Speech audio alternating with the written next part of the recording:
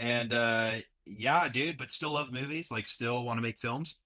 Uh, yeah, the problem is, like I said, that making movies is hard because it takes a team. I think Orson Welles has a super famous quote, which is, all the painter needs is a paintbrush, all the writer needs is a pen, but the filmmaker needs an army. And Yeah. that's so true. So I love making films, but with all this being so scattered, I had to do something to kind of not go crazy. And so writing, which I come to filmmaking from the perspective of a screenwriter, like that's kind of what the angle was at first. Um, so I love to write, dude. So I've been writing books. Yeah, so I'm almost done with the first draft of one, and then I've got like 10,000 words of another one. Um, so yeah, so that's what life's been looking like. And then obviously I'm married, which is like a full-time job in and of itself. So I just want like it to be a conversation, and there's just a camera over the shoulder. Accept that there's people that are going to be better than you at that specific thing. So I know there's going to be someone that's better at editing. And you could sit around and say, well, I haven't started on the main script because I'm waiting for it to be inspired, right? When you show up and you sit down and you go to your spot, the inspiration does come. If I don't put my skin in the game, shed a bit of blood, how could I expect for the return I'm hoping for to be as severe as the sacrifice? A lot of people will be like, I could never do, have no idea how to do. And I didn't either, for the most part. It's just sitting down and taking the time to learn it once. And then when you do, it's like, oh my gosh. My phone just died. Oh, hopefully Zoom has a backup. Oh, that would suck so much. Network error. Get me off the network. This is problematic. No. All right, I'll record this now then. Thank you for joining us for my talk with Huntr McMillan. Huntr and I met in school at NAU. We were both in the film program. He was in UTV. He was a screenwriter and director. And one of the things that we kind of talk about in this call is he and I were always in the same circles, but never really kind of crossed paths that much. But it was interesting because everyone always said how similar we were and how they would imagine we'd be great friends. And I think this call really shows that that's true. We have a great time talking about our shared history of growing up in a Christian faith and having troubles with that as a young adult as you start to see the world and grow into adulthood and see a more realistic view of the world.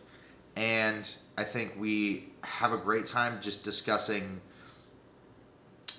character, human nature, creative discovery, and really just creative fearlessness, I think is a good term for that. I do really appreciate him giving me his time. And unfortunately, at the end there, he did get cut off by my Zoom completely crashing. What I'm trying to do right now is make sure that I didn't lose the entire recording of that discussion, because that would be a tremendous bummer. Awesome. Well, yeah, to kind of like jump in, a little bit of backstory. So you said already that you have become a church man, but you were in high school, right? There was a base to that. So tell me about like yourself kind of coming up and, what creativity looked like for you when you kind of first started and what it looks like to you now. yeah. So first off, did you just say that you knew that I was involved in church in high school? I think Do that's you something you. remember that from us talking? Because that's true, I was, but I was Well, like, wait. so The second part of that is I remember because so many times people were like, Huntr and Tripp in the same room would be crazy. You guys are like the same person. And I was like, huh. And then you had brought that up and I was like, well, I grew up in the church, going to like a non-denominational church, and was like that probably explains a lot of the same energy. That does check out. There's a reason why that I think we jive, and that from brothers in Christ. But yeah, so I was super involved in church, in middle school and high school. Um, and it was funny. The first real thing I ever felt like I had been called to. And when I say called to, it's like it was the first thing. It it was the first thing that I felt like chose me instead of me choosing to do it. It's I feel like I didn't choose to want to preach. Like, I feel like preaching chose me. And I remember it was, yeah, I was in high school youth group. Long story short, yeah, I had felt called to preach. And so all through high school, I'd always been creative. And preaching is super creative. Like, you get to tell stories, you get to, paint pictures, you get to teach from script. Like, you have ample opportunity to be creative. Um, so yeah, working through high school, I was going to become a pastor, and then right before I graduated high school, my youth pastor, who like I idolized and adored, I loved him, tried to commit suicide right before I graduated. Yeah, and so it was one of those things where I had like a crisis of faith right when I Uh, graduated high school. How could you not like that? That's like that is your spiritual leader has his own like that the impacts of that, the ramifications of that for not just you but like everyone involved in that is It was yeah, it was a lot, dude. Like I said, I graduated a little late, so I was 18 when I graduated. But yeah, this was, like I said, love him to death. One of my favorite people. We have matching tattoos, like, so so it's one of those things where like we have a matching tattoo. So yeah, so that happened, and then that a crisis of faith, and I totally rejected like my faith. I was like, yeah, no, no, this is all BS. I'm not about this. 100% rejected the faith. And then I went away to college, and my first semester of college was actually in Buffalo, New York, where I studied urban planning. I was going to build parks.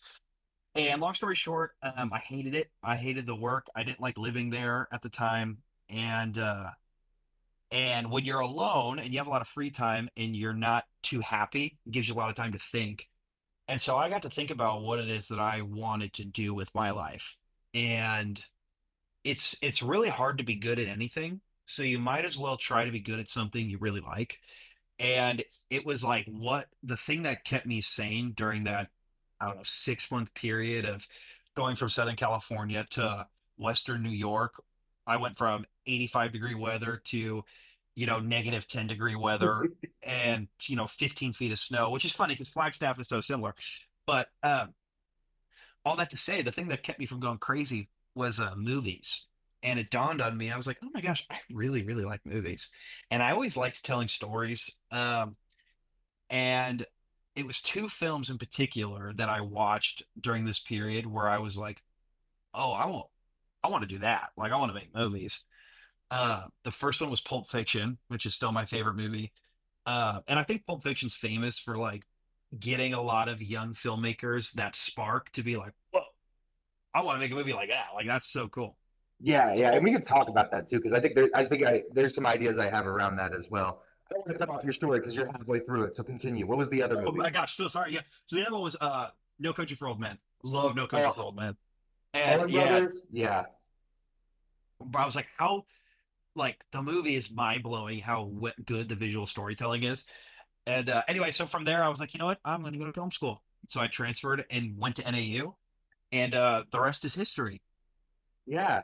I mean that's awesome, and like that's a little bit later. I think I talked to Cheyenne, and in hers she talked about how like it was something she was interested at a young age because her grandpa was a photographer, but it wasn't until college that she really like jumped in.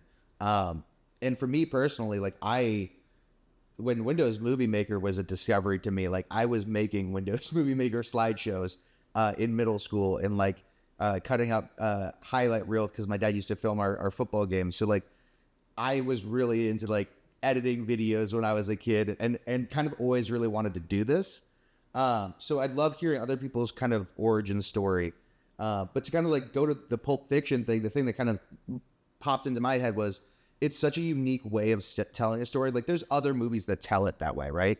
But because Quentin Tarantino is just very much like he's an amateur in the sense that like his movies aren't structured the same way. And it's so unique and it's so successful that it really makes anyone feel that they can make their vision, is what I feel like a lot of times people watching Pulp Fiction get. I think it's 100%. I think it does, because life situations in life don't necessarily play out linear, like in a linear fashion. And so I think the nonlinear storytelling like strikes a nerve. And obviously there's moments while you're watching the film where you are confused, but that is intentional.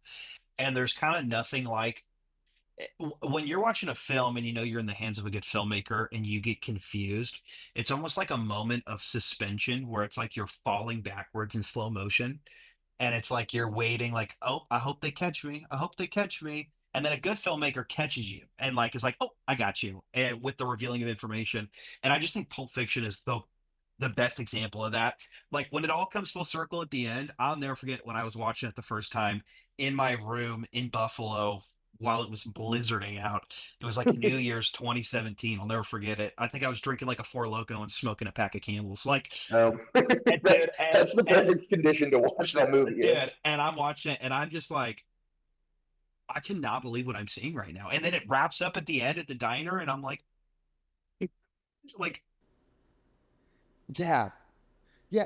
And like the way he weaves it all together, and like it's interesting because his movies are always like there's the really picturesque film-esque, or it's mainly shot on film, but it's this very like visually appealing thing, so you want to look at it, and then it's also visually grotesque, and he plays a lot with those dualities of just like, oh, it's humor, but it's also the worst parts of humanity. Like there's racial slurs, and there's like in the middle of the punchline, and stuff like that, and it's like, and it's not like any part of that. So I think that movie, it is a starting point for a lot of people, because I think that, yeah, like you said, a lot of people have that same thing, and I think that's around the time a lot of people watched that movie. I think I watched it that summer of that 2017 summer, so that's funny. But yeah, well, I want to touch on your, point, because I think you make a really good point here of like the you know the contrasting of like grotesque and normal life. And Tarantino does it really well. David Lynch does this really well also, like Lynchian in this sense of like the grotesque juxtaposed to the everyday. But it's dramatic traction. Like that's what juxtaposition creates, is it creates dramatic traction. If you can, like, there's nothing like watching a super violent scene that is hardcore, and then all of a sudden one of the characters cracks a joke and the whole theater starts laughing. It's like, that shouldn't work, but it does work because it's dramatic traction, because you have two things that are so polar opposite. Like it's like jumping, it's like going from a jacuzzi to a swimming pool back to a jacuzzi. Yeah. And you could, and it's the same thing where like Tarantino, Django is, I think of the scene when like one of the slave drivers is like riding through a cotton field away from Django, and or not Django, the other guy's Christoph character, Waltz, yeah. Christoph Waltz's character. But it's, and he follows him and he shoots him, and it's this thing where like a guy's getting shot and blood splatters everywhere, but the way that it was filmed, the blood splatters so tastefully, like on the bulbs of cotton, and it's beautiful. Yeah. And that's dramatic traction. It's like, oh my gosh, this guy just got murdered. Oh, but it was so nice to look at. Oh gosh, and it keeps you wanting. It's the same thing. I think I've heard about this concept with food, right? So like if you have something that's like salty and sweet, like that's why you can't really just have sour candy and just like have one, because it's so complex. Your mind's trying to process it that you need more to ingest more to keep. And so I think it does a really good job of keeping you entertained, because a lot of Quentin Tarantino's, when you think about the story, like if you go from a movie and then you tell your friend about the movie, if it's like a Marvel movie, you're like, oh, and Tony Stark got abducted and they wanted him to build bombs, and then he built this, Iron Man suit in a cave, and then he comes back, and then his mentor is actually the villain.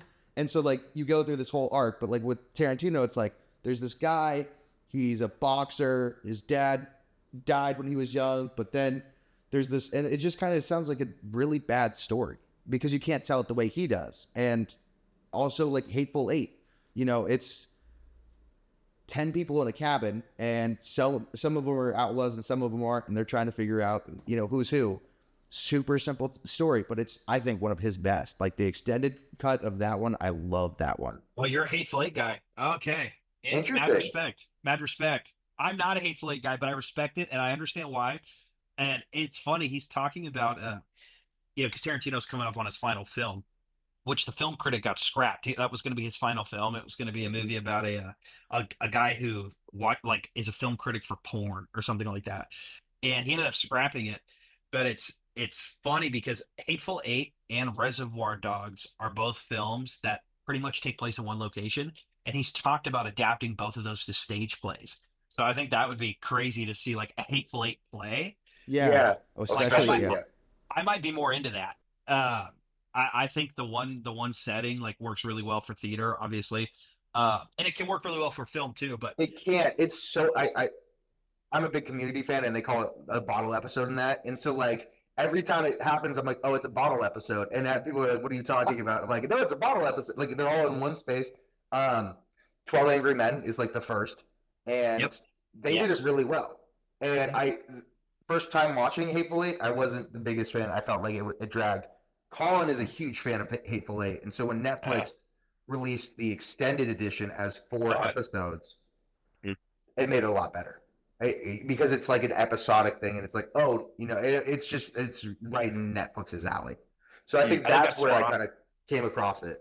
But yeah, that's interesting to see it as a play. That's a medium I'm not as enthused with, and I want to get better about that. I love that. I love that. Okay. Yeah. So getting into where you're transitioning, so you kind of have this point in your life where you have this like switchback, right?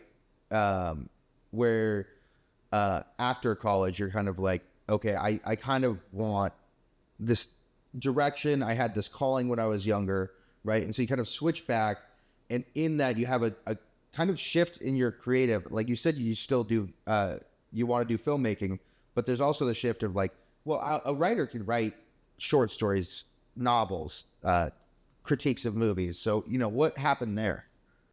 Yeah, so that's a good question. So the shift that happened was I really, when you decide to become a preacher or a pastor, like that's what the title is. I'm technically a pastor. You are signing up for a life. Now, this is going to get heady for a second, but just follow me here. Um, as Christians, as a pastor, I have been called to give my life over to God. And so when you give your life over, it is an act of worship. And oftentimes what that means is that means putting my wants and desires aside for what I believe God is calling me to do. Now, all that to say, uh, it definitely has kind of been it's been a hard transition. I mean, I love the world of filmmaking. I love the world of filmmaking. Um, but the transition has been a good one. This is like I said, this is my calling. This is the best thing I get to do. But it's funny because I get to use a lot of the same skills that in terms of filmmaking, like screenwriting. All screenwriting is structure with dialogue. Like you want to make sure it's very structured. Well, a sermon is all about structure, and it's about structuring your information and how you're going to present your information. What sort of illustrations are you going to use to convey a dense idea as clearly as possible? Which is also with filmmaking, is like you're trying to convey emotions which are dense in nature and are hard to explain, but yet you can somehow find a way to explain really robust emotions in one image. And it's like an unspeakable language. And so I find a lot of that is also true with preaching. And then also being a screenwriter and a filmmaker, I would spend a lot of time reading literature, reading the classics, reading poetry, and studying it and trying to draw themes out of it to better inform my own art. And that's literally what half of my job as a pastor is. It's like I study ancient text and I'm trying to draw the truth out of it. And like, what is this trying to tell? What is this trying to tell me about myself? And how am I to tell the other people? Um, all that to say, I still, like I said, I love to write. But the transition of writing, the creative transition essentially has just been, I can write books I can write books on my own. I don't need to wait once a year to do it. Like I said, where everyone comes together. I can write books whenever I want, as long as I have a pen and a piece of paper. So that's been good. Uh, but also, if I'm giving you way too long answers, you cut me off. Don't be afraid to cut me off. No, the beauty of a conversation is there's actually no structure to it, so don't worry about it. I love it. Well, I'll tell you this. So when we graduated in 2020, height of COVID, uh, I got out of college and got like really good work right away. And that was due huge in part is our junior year, Kurt, one of our professors, Kurt Lancaster, he would do study abroad trips, and he took a group of us to Hollywood to make a film. And it was there that we made connections. And then it was those connections I made junior year that I reached out to right after I graduated and was like, "Hey, I just graduated from college like 2 weeks ago. I need some work." And so immediately in the height of COVID, when nobody was working, I was able to get like really good work. And it was all in commercials and music videos, so no feature films, which is like what everyone wants. You want feature films, obviously. But all my work in Hollywood was commercials and music videos. But I was able to work with like people that I admire and love, and like people that we literally studied in school. Like all this to say, and I'll keep this concise. Um, I'm about 2 years into working on sets, and the money is flowing. It is epic, like because not only do they pay screaming, but it also is during COVID, so there were like COVID incentives because some people didn't want to work. And it was me and my friend Brian, who also works with me in Cheyenne. He produces our stuff. We were working out here, like in Borrego Springs, and it was an early call time, and I'm sitting there, and I watched this guy scream at his crew. I also should maybe be careful saying his name. God forbid he sees this. But all this to say is I saw him screaming at his crew and treating his crew not very well. And it was one of those things where it was like I felt like the voice of God, like the impression of God speak to me in that moment. And it was like, Hunter, listen, you are at a path in your life right now. You're at a crossroads. You can continue on this path and you're going to get everything you ever wanted. You're going to get your Oscars. You're going to get your millions of dollars. Like you're going to have it, but you're going to turn out to be like that guy, which is a shell. He hates himself. All the people that work for him, that respect him, actually don't like him. And that's what you're going to turn into. Or, as the Bible says, you can deny yourself, pick up your cross, and follow me. And it was like that weird moment of like, holy crap. And like a total transformation took place in my heart, like in that moment where, and of course, that transition did not happen immediately. I felt it, but I kept working for like another year. Well, because like a lot of times that happens where you feel it, and then you're like, oh my gosh, I know exactly what this is. And it's like, there's a reason why there's so many signs or so many calls or so many, because it's not like, it's like a kid. It's like I've had this with people who are adults, right?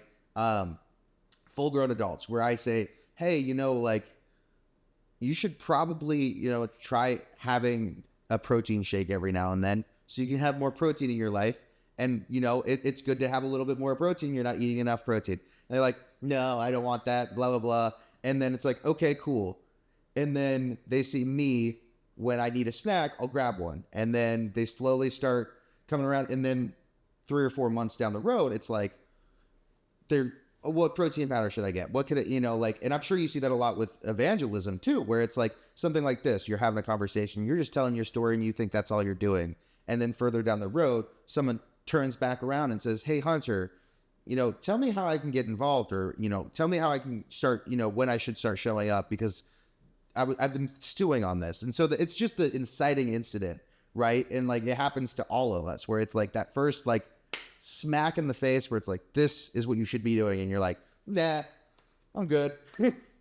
And then you slowly steamroll. Yeah. So that's, no, I was just going to wrap it up. But if you have more to say, I would love to hear more. Well, it is the thing, and I think that's human nature. Like I think we inherently don't want to do what's good for us oftentimes, because what's good for us is usually the harder thing. The harder thing to do is usually the right thing to do.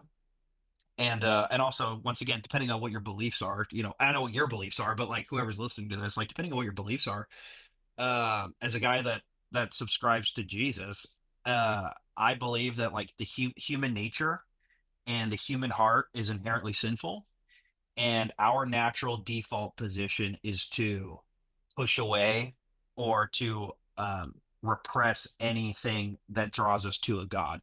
And that's just, and what the Bible describes as flesh versus spirit. Like our flesh is of this world and our spirit isn't. So all that to say is oftentimes the right thing to do is the hard thing to do, and we don't want to do that, and that's just human nature. uh yeah. Yeah, it's why we doom scroll. It's why we do all of it. It's. I listened to a stoicism podcast, and he's talking about like he loves swimming. He's loved swimming his whole life, but there's always a reluctance to get in the water, no matter the temperature, how hot it is outside. You're always going to dip a toe in, then your foot, then slowly ease your way in because you're preparing for a change. There's going to be a change, an environmental change. And so you know that you're going to enjoy swimming. It's going to be a good activity. It's a beneficial thing like you're talking about, but it's still, it's hard to motivate to start. Whereas like the inverse is like, oh, I could drink a cold soda. And like, I'm not saying soda's bad. I mean, I have more than my fair share of Dr. Peppers today, but like it's easier to just say like, oh, I'm going to have a cold soda and that's it. But it's a lot harder to get up and go swimming. I think that's spot on. I think that's spot on. And also there's like a weird, there's like also the weird pride complex that people have of like intentionally, whether they want to admit it or not, or whether they even know it or not, maybe it's subconscious, but I feel like people do the thing that's bad for them inherently. I just feel like there's something about people wanting like, when when you get broken up with and the guy wants to go drink and smoke, and it's like, no, buddy, you shouldn't do that. And it's like, don't talk to me. And it's like, part of it is, yeah, it numbs the pain, but part of it is like playing into that, like, I'm going to do what hurts me because that's the cool thing to do. Yeah. Yeah.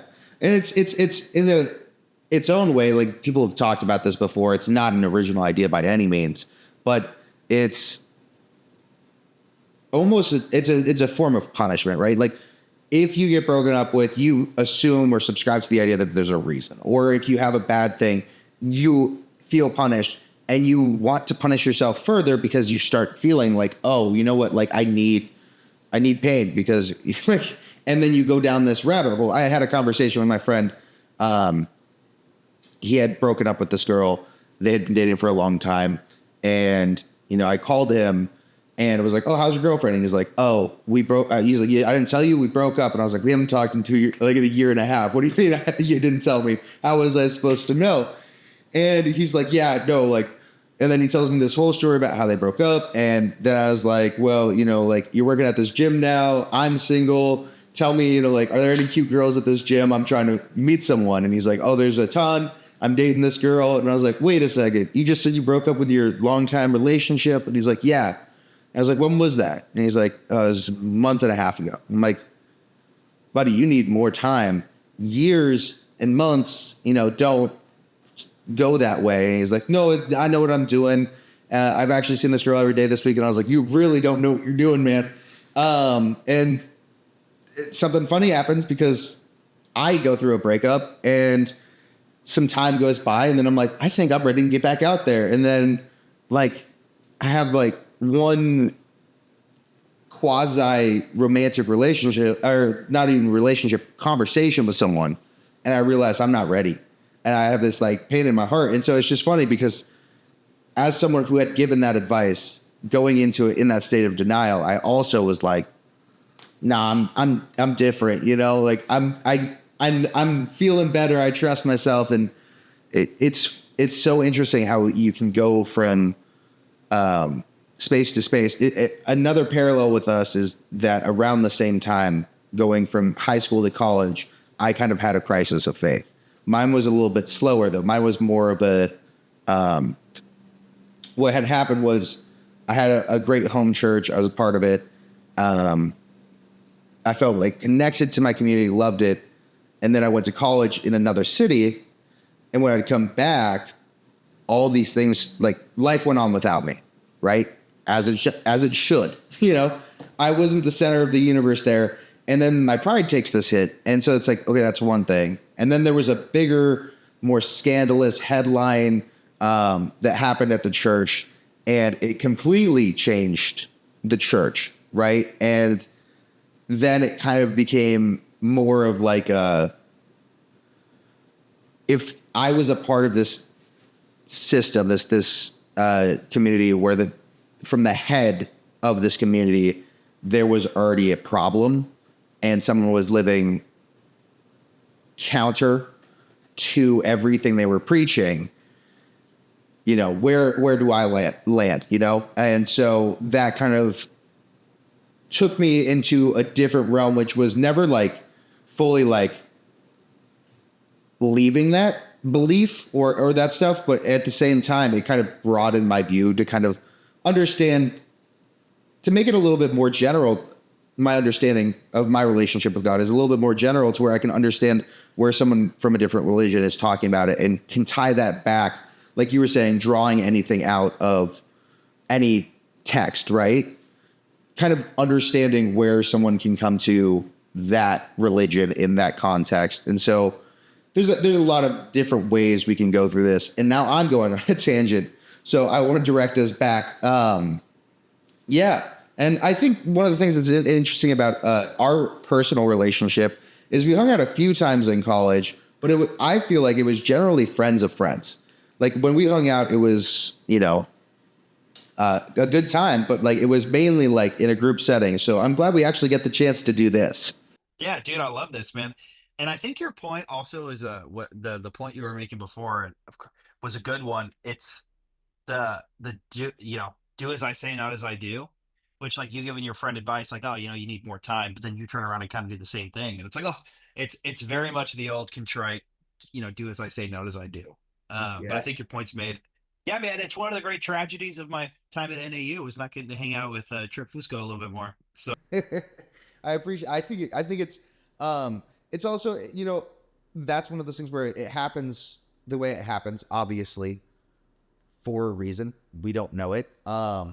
And I think that what I loved about your work is that it's one of the things. One of the last time I saw you in person was at the Phoenix Film Festival when your capstone won an award, and you had said something which I think is also interesting where you are now. In the panel after the movie, you had said that the one character resembled the Old Testament and one character resembled the New Testament versions of God, right? And you were saying the point of view of God, but you made the mistake of saying version. You know, this is the Old Testament God and this is the New Testament God. And again, it's the perspective and understanding that. And someone after the show came up to you and said, well, you know that they're the same God, right? And I can't believe you remember that. Yes, the guy came up to me like concerned about my soul. yeah, yeah.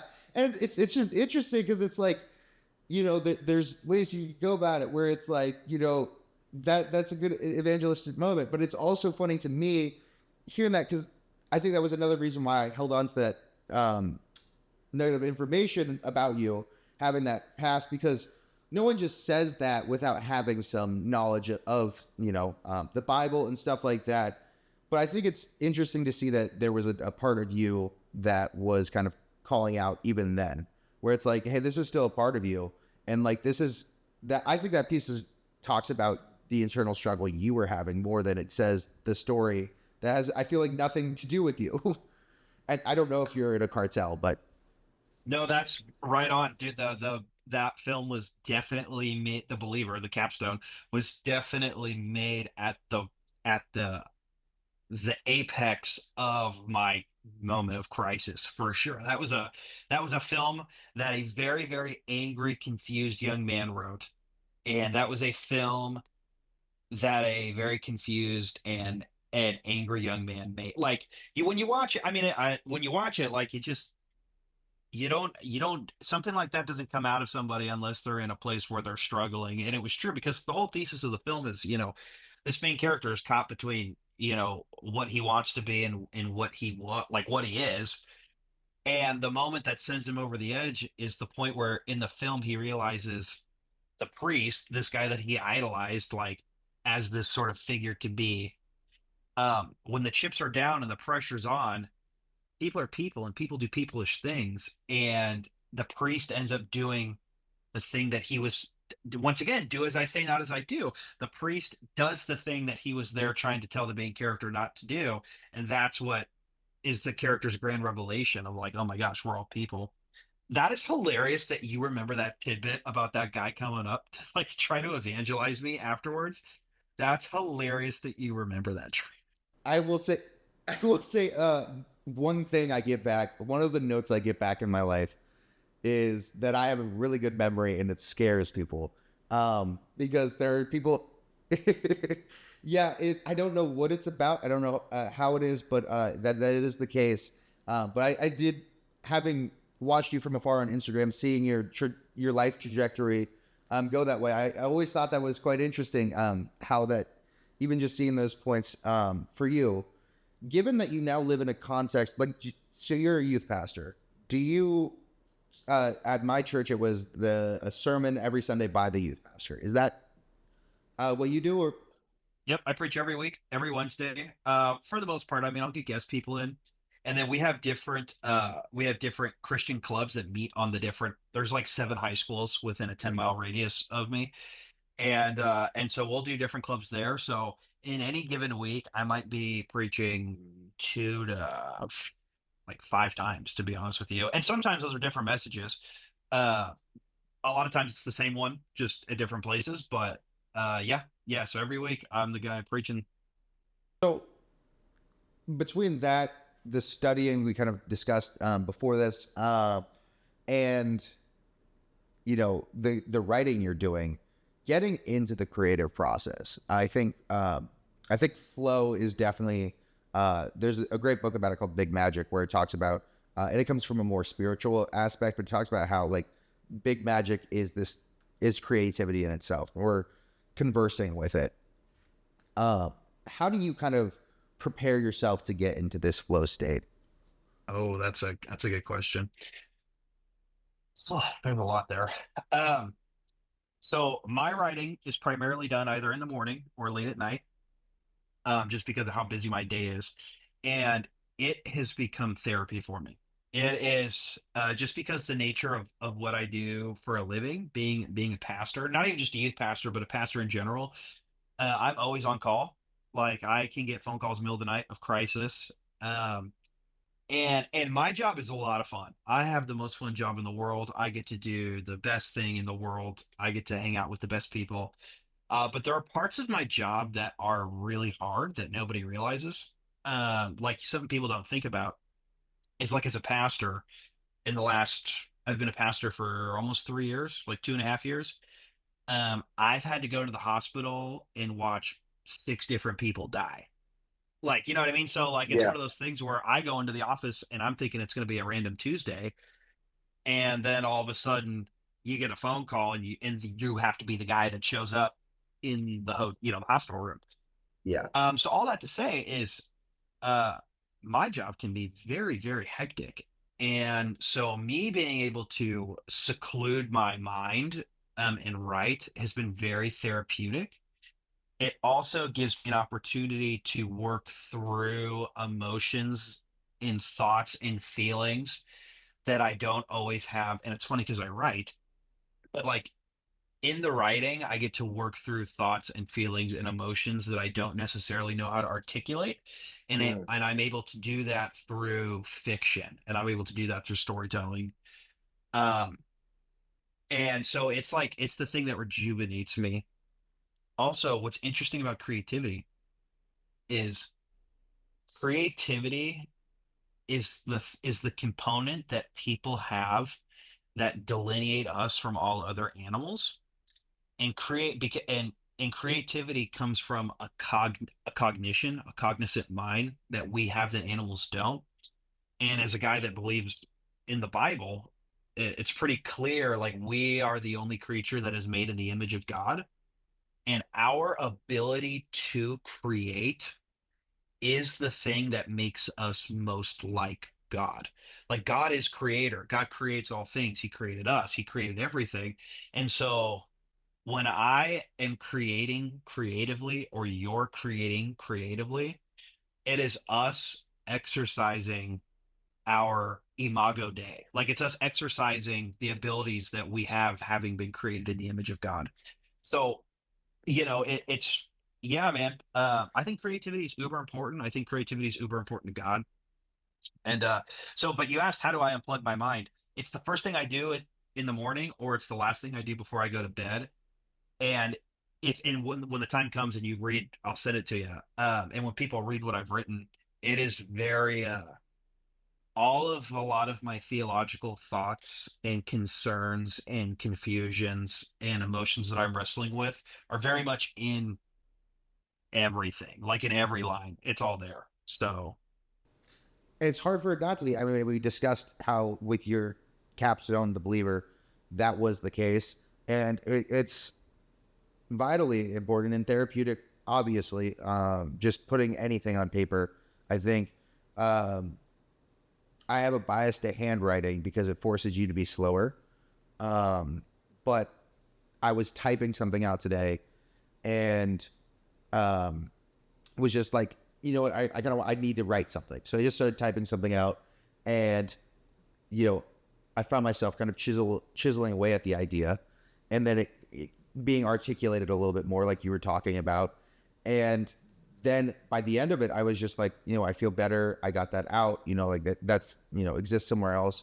And I think it's really funny because, as you were saying, it's the closest we can as humans, or one of the closest things we can do as humans to being to God, is so interesting, because that is something that has been on my mind a lot recently, is how, because I talk to people about creativity and stuff like that, but how you are connected to this source, right? And you are, that's the idea of the big magic, but it's also like you are creating, and like that there is no difference between what you're creating. And obviously there's differences, but the process, and like you said, it's one of the things we can do that makes us closest to this kind of source energy. Again, make it more general for people who may not believe what you believe, but I do think that it's very interesting, because the early, like, first thing when you wake up and the bookends of your day, right?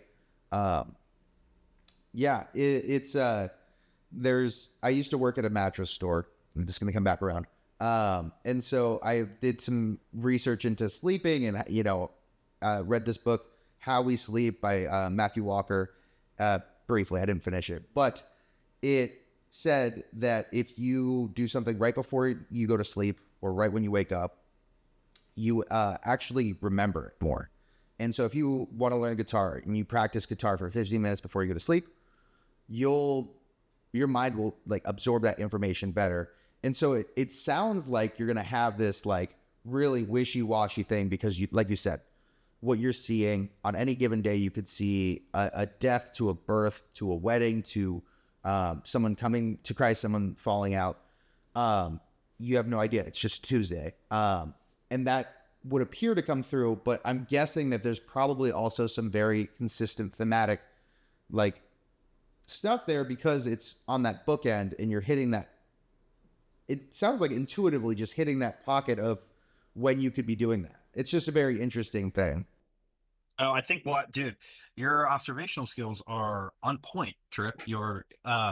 Because you are revealing to me revelation about myself that I didn't really think about it being the first thing to start the day and end the day. Which, like, I get up and pray, I get up and pray, and read my Bible, and do that, obviously. But I think your point is very interesting about it being the thing you do when you wake up and go to bed, and it being something that you remember. I think you're spot on, dude. I think you're spot on. Well, and part of being observational is just listening. Like, I'm hearing what you're saying and just kind of summarizing it back to you. But I think that's really cool, because the Forbes, my friend who's a writer and a humorist, he said the first thing he does in the morning is he writes. and he writes for as long as he can. And before he does that, he does meditation because it gets him in the right headspace. It kind of takes him away from the world, makes him more present, and he goes into this. And I think it was in talking with Javier, he's more of waiting for the inspiration to strike. And I don't think, I'm not going to judge anyone on how they go through this process. That part of what I'm doing is, yeah, Javier is amazing. I think it's funny because he's like, I wait for the inspiration, but he gets so much done that it's like, okay, you can't be inspired this much, so you do some maintenance. But it's interesting because, like, yeah, just teasing out, hearing from people, and like, I think that is one of the ways that we can just like, if there's nothing else on your mind, you can just pop right into it. Like you said, you go into prayer, you read your Bible, and that probably just really primes you for what you need for that day, and kind of just it's a retap of like where you're coming from, where your energy comes from. So that's a really cool, what is it? Peer into your life. So I appreciate what you're saying. Well, of course. Well, I want to build on what something you said, which is interesting. Granted, depending on what you believe, but like, and I'll also use general words here so that everyone can understand. Is creativity is like you're stepping into the ethereal, you're stepping into the unknown, and so for this sake, I'm going to call it like, being creative is like dreaming with your eyes open.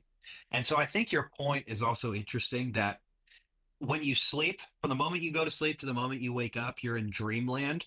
And I think it's interesting, this idea that the moments when you're awake that are closest to the dreamland are the moments that you're most productive, which being right when you wake up, like right when you wake up and rise and you've come out of the dreamland, you go and you sit down and write about what it is you've found.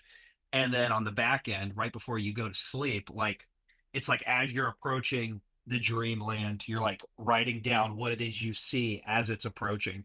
So it is interesting, actually, that the bookend thought of that. Uh, Yeah, that visual metaphor is also fantastic. Like, I love your hand coming in because I saw this image of just like, it's night, but there's like, it becomes more cartoonish, and it's almost like this is really I like to say I'm a filmmaker because people are like, oh, have you seen this movie? I'm like, no, but this is the movie I'll reference to you. Who Framed Roger Rabbit? When they're going into the Toon world, it's like, or you know what, more contemporary, Barbie, when they're going into Barbie's land, right? Everything gets a little bit more plastic and fake and stuff like that. And that's kind of what I'm seeing is like that as it's approaching, because it's not like you're approaching it, it's approaching you. Because there's this thing called sleep pressure, and it happens right here on your pineal gland. And so the second you wake up, it starts building up. And then as you go through the day, it just keeps accumulating. And a lot of people think caffeine actually, wakes you up. What it does, it turns off the receptor. So you don't understand that pressure is building. So instead of it being a dam that blocks it, it's like a river. It's just the sensors are turned off. So like the water's still going. So that's why you have like an afternoon crash or something like that. So the fact that there's this idea of this impending dreamland that you're talking about, even further, just I think it's really interesting when science and intuition kind of come together, and you're very intuitive and you're very in touch with who you are and your creativity. And so this is just some stuff I've learned about the science of it all that just kind of interesting how it reflects what you're experiencing. what is interesting about that is my favorite author is Cormac McCarthy, and he was famous for being like a polymath, which is he was an expert in multiple fields. And so he would write. He wrote No Country for Old Men, the book, Blood Meridian, All the Pretty Horses, and he is famous for like these beautiful, beautiful sentences that just paint the most gorgeous images in your head, but they're super dense. But he was like an expert in metaphysics, and he studied Gnosticism of all things, where it's this idea that physical is bad and spiritual is good. But it's interesting because his love for science and metaphysics, although he doesn't talk about it directly, if you know that it's there, you see it. It's like woven into every sentence, like the way he talks about nature and like it's just, for example, there's a scene in Blood Meridian where the scene he paints is it's a group of men on horseback, and they've been riding through the desert on horseback for like days on end, and they're all exhausted. So the horses are tired, and all the men are tired, and they're hunched over, and their big, huge hats cast shadows on their eyes. But the way he paints the picture is, imagine it's like a movie screen, and the horizon is way up top, and it's just these little figures at the top of the screen, these silhouettes of these horsemen hunched over, and the sun is hanging so low on the horizon that the shadows they cast are miles long, like long strips of shadow. And then he talks about that as the sun sets, even tiny pebbles begin to cast shadows that are like hundreds of feet long, just painting a picture.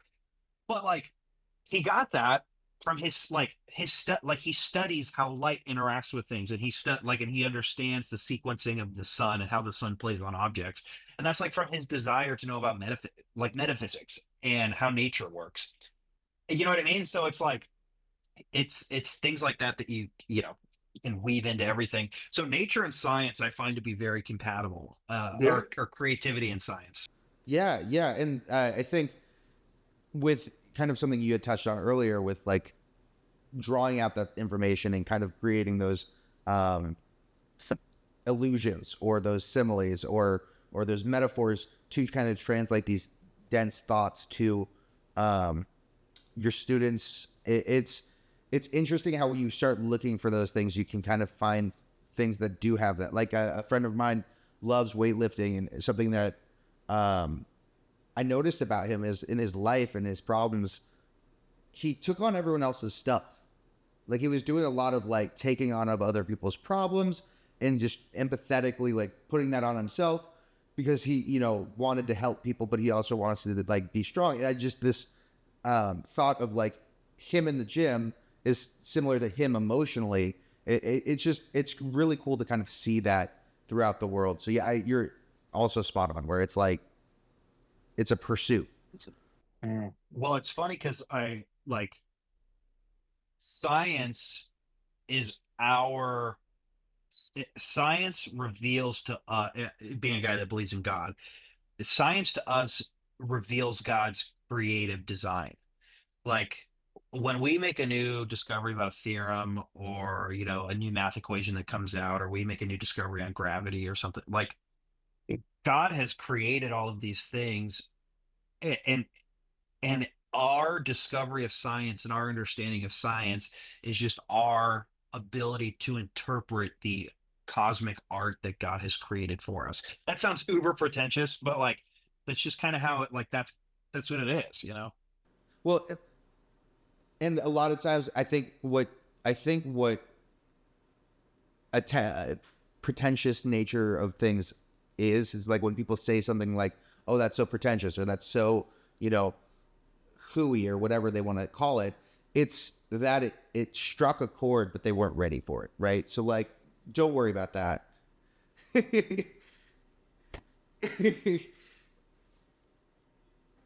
That's just my interpretation, but yeah, you were gonna say more on that. No, that's, I think you're, once again, I think you're spot on. Um, yeah, it's funny. Francis Ford Coppola has a very famous quote about being pretentious, which is like, being pretentious is the worst thing an artist can be, because pretentious means you tried really hard, but it just didn't hit the way you wanted it to. And it's like, there's no pretentious piece of artwork that didn't have a ton of effort and thought put into it.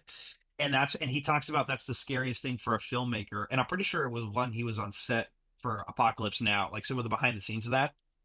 And he's talking about like, you toe the line because everyone wants to make a great film, but when you try too hard to make something great, is usually when it comes off as pretentious. Yeah, But then it's yeah. funny. But you make a good point also about something pretentious. It's good, but the audience just wasn't ready for it. There's like films that when they came out are looked at as uber pretentious, but I think when you look at them now, they're masterpieces. I mean, prime example is like 2001: A Space Odyssey. Like, Yeah. that, Stanley Kubrick, who's this super famous director who's making Crushing It, all of a sudden decides he wants to make a massive budget, huge blockbuster movie that has like, is basically a silent film. And it's like how much more pretentious could you be? But good God, is it so It's so good, It's so good. But I don't yeah. know. But I don't think it was received as good, in '68 when it came out or whatever it was. Um, And it's funny because that happens to Coppola. So like his most recent film, Metroplex City, Megapolis. Yeah, I haven't seen it, and I want to. But the teaser for it, the trailer was like, "Oh, Godfather was a flop, but now it's one of the best films in history. Apocalypse Now, flop, but now it's one of the best films in history.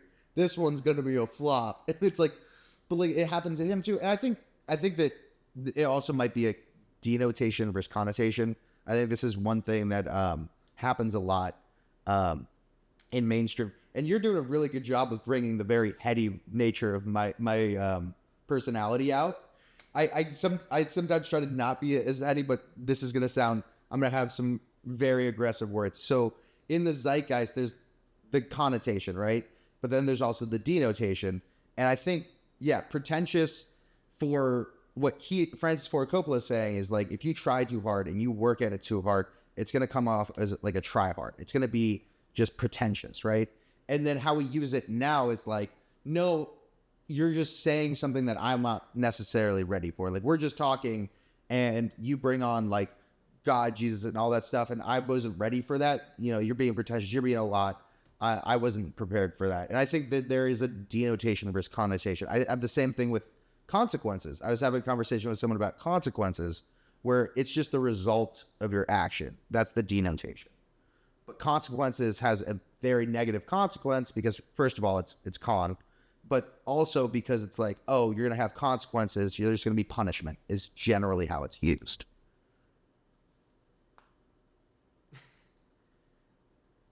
Oh, yeah. So before we get too far into the weeds, I'm going to kind of steer us back. This is kind of like my final question. If you had something to say to yourself starting your creative journey, right? Like, since it's more of writing than anything now, you're in school, you're writing a paper and you don't want to, or maybe you do, or the first time you feel connected to it, what would you tell yourself?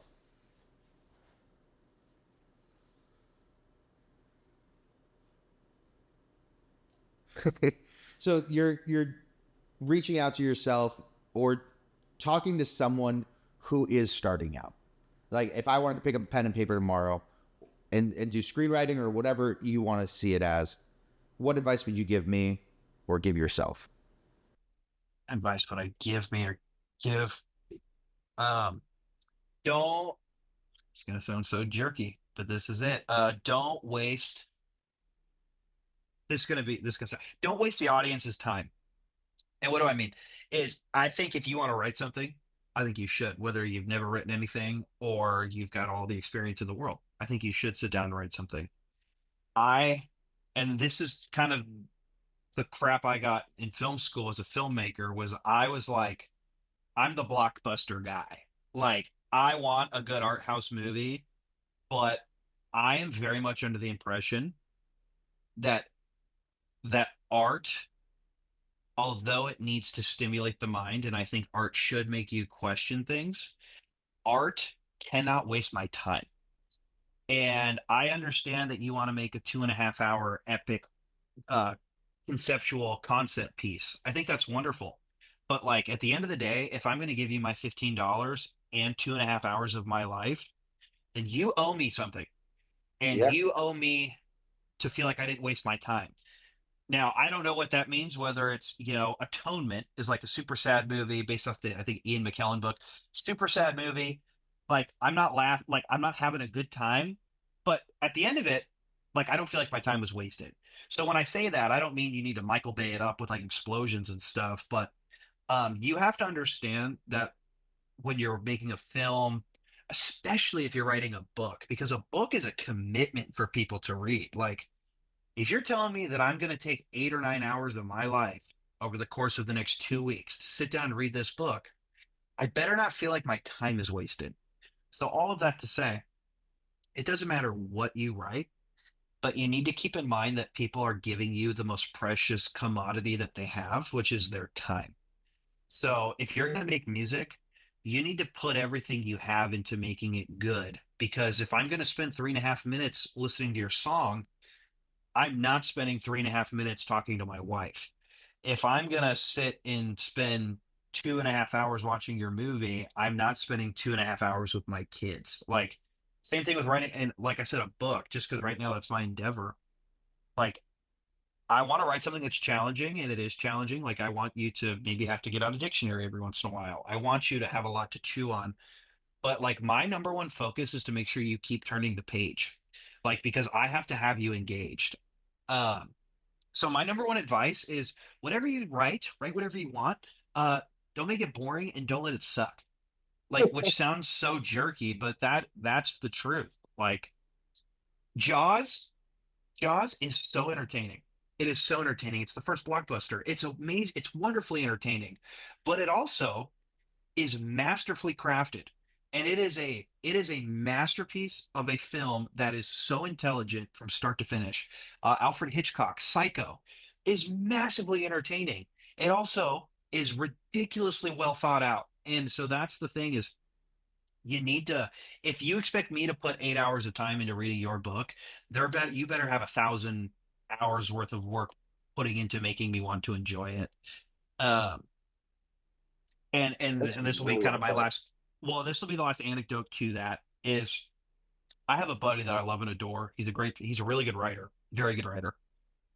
Um, and he wants to make films, but and this is gonna be long-winded, but it'll have to be off. He has a really bad tendency of taking like 3, 4, 5 months, and he'll write these short films that are beautiful, like these screenplays. He delivers me this 16-page screenplay, and it's beautiful. Like, it's so well structured, so well written, and he took 3 months to write it, and then he gives it to me, and I read it, and I give him feedback, and I go, okay, great. Like, when are you going to start pre-production? And he goes, oh, we're shooting it on Friday, like 3 days from now. And I go, wait, wait, wait, pause. You just put in 3 months of work as a screenwriter to make this thing beautiful. And you're not going to then pay this, you're then not going to pay the respect to your work by doing the work as a director, which is taking your time in pre-production, casting properly, storyboarding, location scouting. Like, when you want to write and direct, it's two full-time jobs, and you have to be willing to do two full-time jobs worth of work. All that to say is people want their time not to be wasted. And the way you don't waste people's time is by putting in a lot of effort and a lot of work into making something good. Um, and you got to put in the work. You got to be willing to take the time to do it. And I love, and you're right, creativity affects everyone differently. And you mentioned Javier like waits for the inspiration, and there's some people that do that, and that's wonderful. I I have inspiration fly by all the time, and I try to catch it. Um, but I look at my work as a writer. I look at it as like I'm a craftsman, and like whether I'm feeling inspired today or not, I need to get up and go to work. Like, and there's a famous, I think, or no, David Mamet says it. A famous playwright wrote and then wrote The Untouchables, the screenplay with Robert De Niro. But he says the difference between a professional and an amateur is a professional goes to work every day. Like, and so there are definitely days where I get up and I'm not feeling inspired. But here's the thing, I got to do something. I got to push the needle forward somehow. Um, some days I write, 1,500 words and I feel like a champ. Other days I write half a sentence and I also feel like a champ. So all that to say, that was a uber long-winded answer to give you a very short answer. Um, I would tell people who are just now starting, and I would tell myself, whatever you do, make sure it's entertaining, make sure people don't feel like they're going to waste their time reading it, and make sure it's as good as you possibly can make it. Yeah, oh my goodness. Oh, there's something deeply wrong when I look at like just a standard Etsy, you go to an Airbnb and they clearly bought the pin for $15 and it looks like it. And it, there's something that just in me that's calloused, that hates those things. And I wish I didn't, but I see it and I just go, there is no intent here.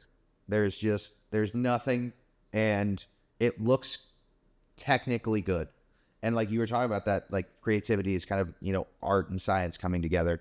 I will say, I think you giving a long-winded answer that can be summarized as "don't waste the audience's time" is perfect, because you were taking all of that time to discuss it.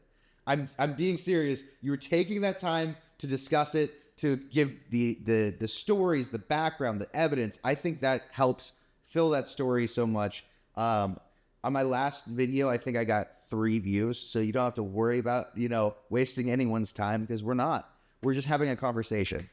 3 views. I gotta tell you, man, 3 views or 300,000 views. Like I I know personally how hard it is to have an idea and then to execute and then to put it out into the world for people to see. So the fact that you're doing this, whether it's to an audience of 3 or an audience of 3 million, like I have so much respect for you, Tripp. The fact that you thought of this, you sat down and actually made it happen, because most ideas, 90% of ideas die in conception. Like, and it's the 10% of ideas that actually get executed. So for you to sit here and actually do this and interview people and orchestrate this, man, I think the world needs more Tripps. Well, I appreciate that. I appreciate that. And this is really like the way I want this to be is it's for me. Like I want to have these social connections and talk to people about this stuff and let my heady personality come out if I can. But it's really for me, and then I'm just recording it because, you know what, I have a camera and I have the means to do so. And I think there's value here. I think there's so much value in everything you've said and everything I've heard before this. I really want to thank you for doing this. I mean, you're taking time out of your schedule. We already discussed how busy your schedule is, and like, it. So thank you. Dude, Tripp, thank you, man. You are the man, the myth, the legend. I love you. I adore you. And I look forward to chatting again, not even for the podcast, just in general. Like we should Yeah. chat, man. I miss you, dude. So Oh no. I don't know, is this how it ends? Oh no. Well, that would be a funny way for it to end.